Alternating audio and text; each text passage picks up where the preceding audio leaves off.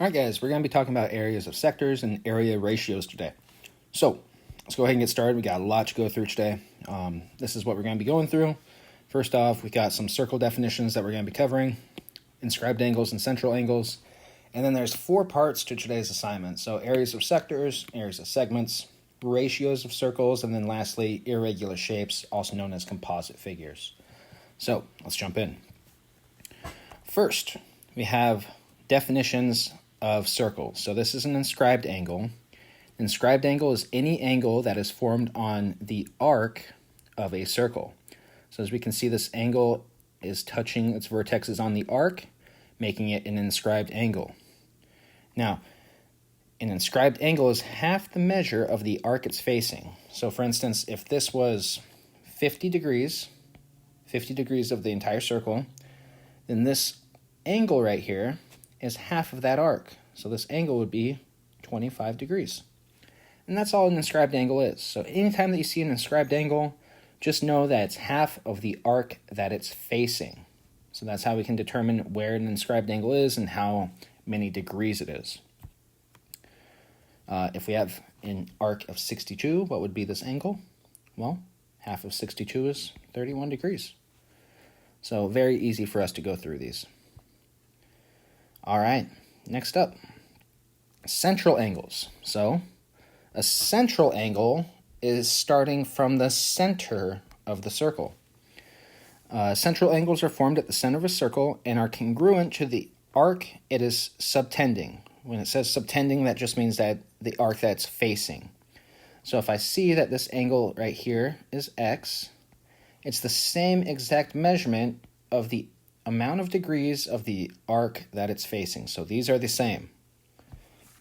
So nice example for us. Let's go ahead and try an example on this one. Let's say that this is, 37 degrees. Well, then this angle would also be 37 degrees. So again, very straightforward. Central angles are the same. Inscribed angles are half. All right. Part 1, area of a sector. So, the region bounded by the circle may be divided into sectors. So what we call this blue section right over here, this is a sector of a circle. Sector HOP, in fact. So HOP. We name it just like we would an angle, typically. Now, parts of a circle, this is what we call an arc. An arc is just any portion of a circle on the edge. So it's always going to be around the edge of a circle. That's where we can find our arcs at. So a sector of a circle is a region bounded by 2 radii of an arc of the circle. So right here we can see that we have 2 radii, OH and OP. Therefore, this region that's bounded by these 2 radii and the arc, this is a sector itself.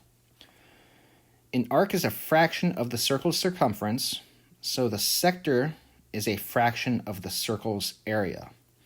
So for instance, if this is, let's make it easy, let's say that this is 90. I know that that is 90 over 360 because 360 degrees in a circle, that's a fourth of a circle, right? So if that's a fourth of the circle, then this blue sector is a fourth of the area of the circle. So we're just taking a fraction of our area. That's all that sectors are. So very straightforward with us. Knowing our degree and dividing it by 360 will be a key portion of finding the area of a sector. So you can see that right here. The central angle, which we talked about, is congruent to the angle that's facing. It's formed at the center. Divided by 360 degrees is equal to the sector area divided by the area of the circle. So again, this ratio occurs every single time when we're finding the area of a sector. Now, an easy way for us to do this is, here's a nice easy formula for us to remember. Sector area is equal to the central angle over 360. So this is just saying what fraction of the circle are we taking up, what fraction of that arc is there, times, well, that's the area of a circle. So that pi r squared, that's just the area of a circle. And then this is the fraction of the angle that we're taking up. Fraction of, let's say it's a fraction of the circumference.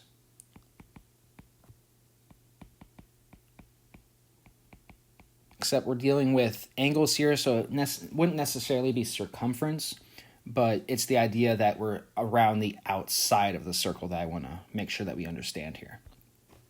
So, find the area of the sector. So we're trying to find the area, I'll just make this blue right here. Try to find this area here. Now this is the center of our circle, and we see that we have an angle of 60 degrees. So that's a central angle, meaning that this arc length is also 60 degrees. So that's how we can start this off. Now we have our radii, and we know all radii in a circle are congruent, so that would also be 8 here.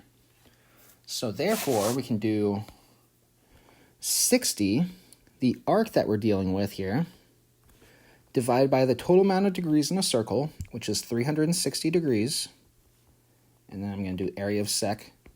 That's the area of the sector, is equal to 60 over 360 times pi times radius squared. Well, if I simplify that fraction, that'll just give us 1/6 of 64 pi.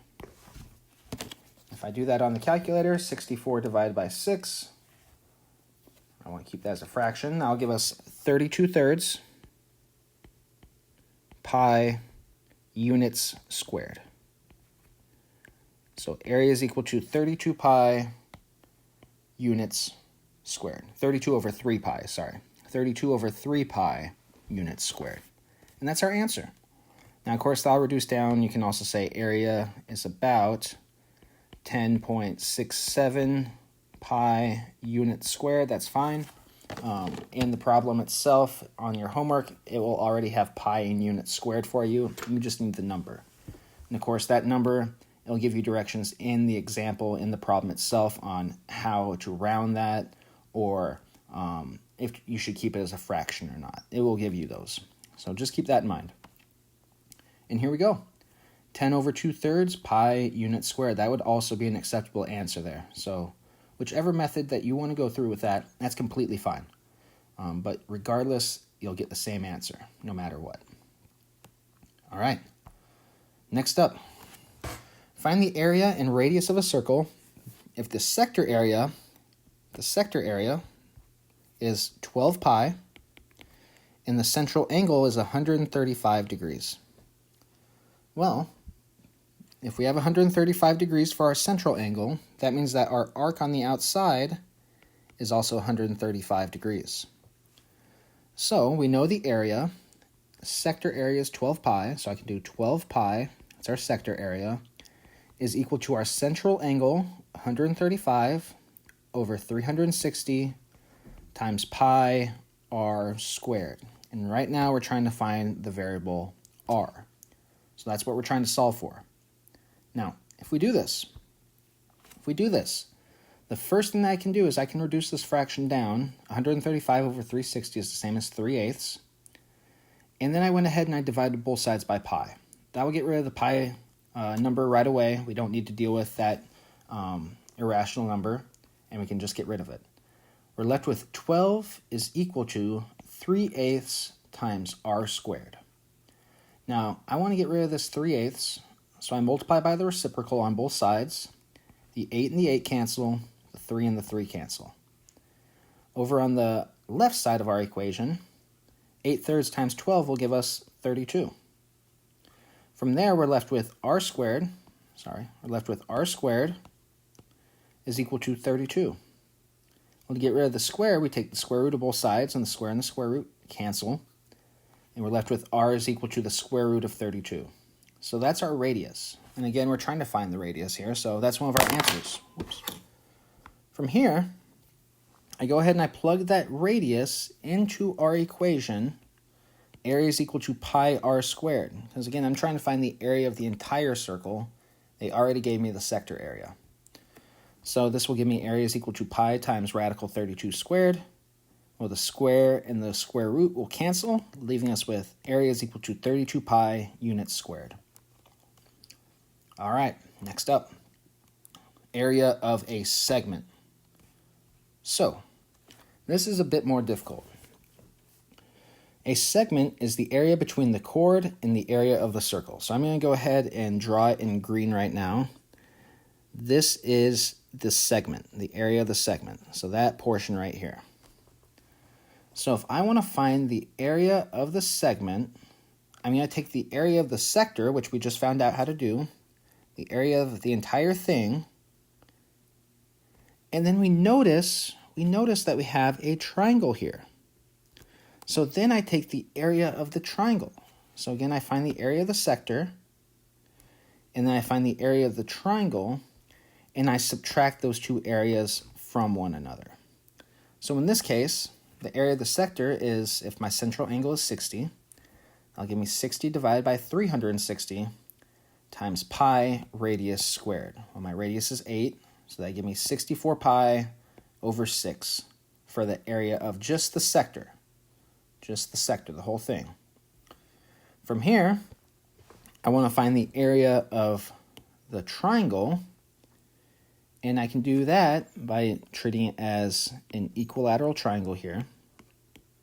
Now give me 1/2 8 times 8 radical 3, because again, if I draw a height right here, then that'd give me a 30, 60, 90 triangle, and if I have that, then of course, that'd give me 8 rad 3 as my height. Multiplying that out, that'd give me 32 rad 3, so my area is equal to 64 pi over 6 minus 32 radical 3. That's how we're going to find the area of a segment. So again, this is very important for us. And then just knowing that the area of the sector is what we just learned about. Area of a triangle we know is 1/2 base times height. Let's go ahead and try this out. You should be able to do this for any 60, 90, and 120 degree central angles. So make sure that you can do that for all three of those. If you can do it for all three, then you're good to go. We're going to find the area of the sector with a 90 degree central angle. So, first off, if my angle is 90 degrees, that means I have a 45, 45, 90 triangle, which makes sense because our radius is 8 on both sides. And from there, we can go ahead and solve for this. So first, the area of my sector. I'll go ahead and do that first. That's equal to 90, my central angle, divided by 360 times pi radius, which is 8, once again, squared. That'll give me 1/4 of 64 pi. Well, 64 divided by 4 will give us 16, so we're left with 16 pi as our area of the sector. Next, the area of the triangle. Well, this is a right triangle, so my base is 8, my height is 8, so for the area of a triangle, I have 1/2 8 times 8. That'll give me 1/2 of 64, which is equal to 32. From there, I go ahead and I subtract these two, so I have 32 pi minus 32, 16 pi minus 32, which will give me the total area. The total area is equal to about, again, this isn't exact, so about 18.265 units squared, of course. So just this little tiny blue portion here, that area is 18.265. All right, part 3, getting close to being done. Part 3, ratios of circles. So if we think back to ratios are a comparison between two values. This comparison can be between side lengths, numbers, unit measurements, whatever it could be. Today, we're going to be taking the ratios of areas. So that'll be different, but something that we have seen in the past at least. So, to do this, we find the ratio of the area of the figures. So just find the area of the figures to get started. For a circle, we have pi r squared. So our area, if our radius is 8, is 64 pi. For a rectangle, it's just area is equal to base times height, so that'll give us area is equal to 18 units. And then for a triangle, we have 1/2 base times height, so our base is 6, our height is 12. 1/2 of 6 times 12 will get us 36. So what is the ratio of the areas of the circle and the rectangle? Well, the circle comes first, so I do circle over rectangle, and that'll give me 64 pi over 18. That's our ratio. If I can simplify it down, I do. Since I'm messing with pi, I'm not really going to touch it right now. What is the ratio of the areas of the rectangle and the triangle? Well, for the rectangle and the rectangle's 18, the triangle's 36.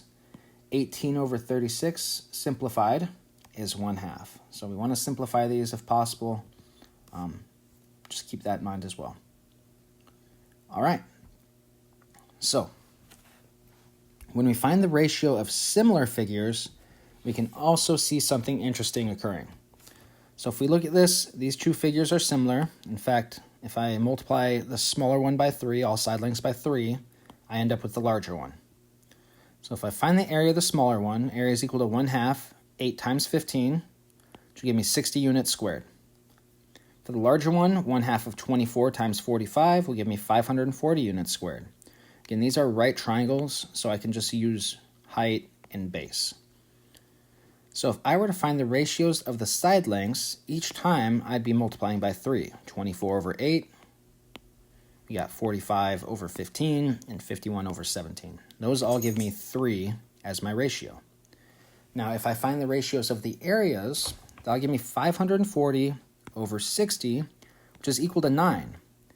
Now, the interesting thing is that area is always in units squared, correct? Well, if I take the square root of 9, I get 3. And 3 squared is equal to 9. But again, that 3 is coming from the ratio of the sides. So if I square the ratio of the side lengths, I find the ratio of the areas. And that will always be the case with similar figures. And that's something very unique about similar figures that will always occur, is that the ratio of the side lengths squared is the ratio of the areas. Now, you can go ahead and try that out with similar three-dimensional objects with volume if you'd like, and you may discover an interesting fact about that as well. All right, so a good formula for us to know.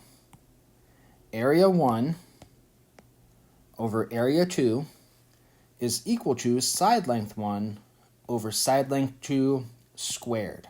Now, don't forget to follow PEMDAS here. Always do the division before you square it. And sometimes you may need to take the square root to get the square, or to get the sides by themselves. So keep that in mind. But this will be our formula moving forward. Area 1 over area 2 is equal to side length 1 over side length 2 squared. Let me just go ahead and put this so you have in your notes. Area is equal to A1, comma A2. And then side length is equal to S1, comma S2. All right. So let's go ahead and try and find this out. Find the missing radius when the ratio of the areas of the circle are 9 to 4. So I know that the areas are 9 to 4. So area over area is equal to side length, and I'm going to go ahead and use radius in this case, radius over radius. And then don't forget, still squared because we're dealing with area. So from here, I'm going to go ahead and try and solve for R2. So I take the square root of both sides. Now I'll cancel out the square. And I'm left with 3 over 2 equals 12 over R2, R sub 2. From here, I can go ahead and cross multiply to solve. So it'll give me 3 R subset 2 is equal to 24. Dividing both sides by 3, you get R subset 2 is equal to 8. So our radius on our other figure is 8. Now if I go ahead and I plug that in, I can check my work here. If I plug 8 into my area formula, area is equal to pi times radius squared. That'll give me 64 pi.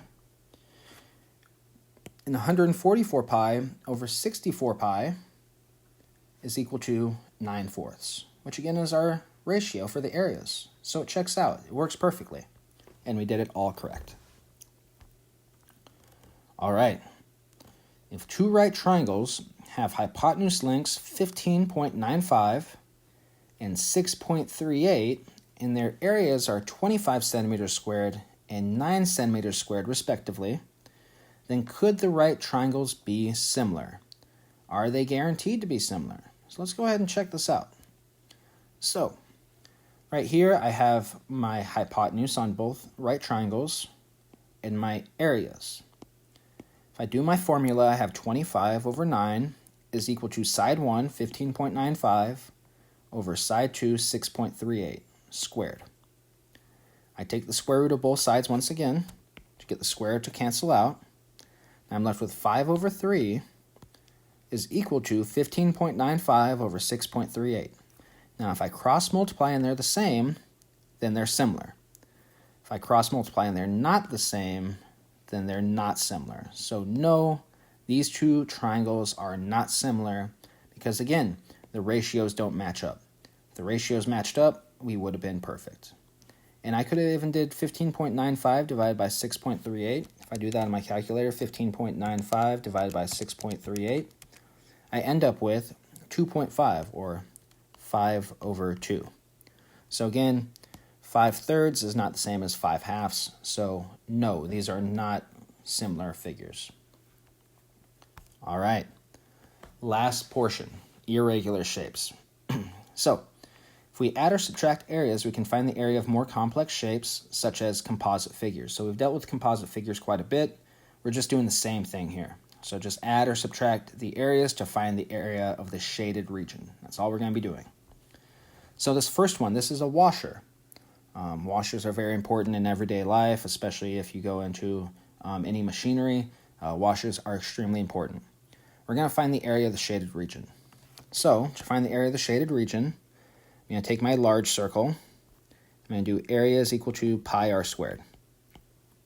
So that'll give me pi times 9 squared, which is equal to 81 pi. I then do the same for my smaller circle, the cutout portion. That'll give me area is equal to pi r squared once again. In this case, my radius is 4, which will give me 16 pi. From here, I just subtract these two areas. So 81 pi minus 16 pi will give me the total area is equal to 65 pi units squared. And that's it. So it's just finding the area of a composite figure. We're either going to add or subtract. In this case, we're subtracting because we're taking out the inner circle from the larger circle. All right. Lastly, our last question of the day. Given B is the center point of a circle, AB is parallel to CD, so AB and CD are parallel, and angle D is a right angle, so this is a right angle right here. We want to find the area of this shape, so I'm going to go ahead and break it up into various parts. So first off, I'm just going to go ahead and draw. Oh, now I have a nice right triangle. I'm also going to cut this up into a nice rectangle and a hemisphere. So let's start with the hemisphere. Area of the hemi. That's equal to 1/2 pi r squared. In this case, my radius is 8, so 1/2 of 8 squared times pi, which will give me 32 pi. That's the area of my hemisphere. And in this case, it's units squared. Next, I'm going to go ahead and find the area of this rectangle over here. So if I know that my radius is 8, well, it's the same on both sides, so this would also be 8. So therefore, the area of this rectangle is equal to 12 times 8. 12 times 8 being 96 units squared. And then lastly, we have this triangle. Now it says the whole thing from D to C is 27, but I know that this portion was 8. So this section right here that I'm drawing in, it's 27 minus 8 in length. Whoops, 27 minus 8 in length, which will give me 19. So the area of the triangle is equal to 1/2 my base, which is 19 because it's a right triangle, times our height, 12, because this height is the same on both sides. Let's see, 19 times 12 divided by 2 will give us 114 units squared. Now, since this is a composite figure, we're adding up each area together. So 32 pi plus 96 plus 114 will give us 150 plus 32 pi units squared. If I were to enter that in on a calculator to find the exact amount, or rounded amount, this is the exact amount, the rounded amount is equal to 250, about 250, it's not exact, about 250.53 units squared. So again, this is our answer. All right, so